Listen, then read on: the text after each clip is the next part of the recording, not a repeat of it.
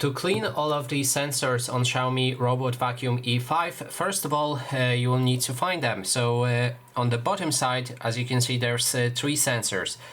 First one right here, then second one on the other side right here, and one on the front.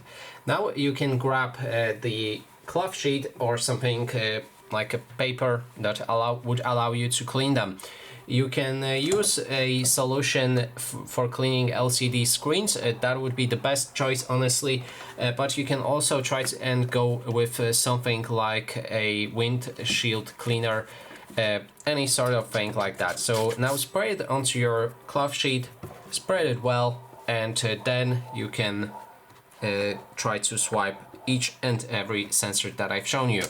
And now when we have all of the sensors covered on the bottom side, let's take a look on the front side. Now right here you can find the bumper, and that would also work kind of like a sensor, so I would also recommend to swipe it with the same sheet until it's fully cleaned.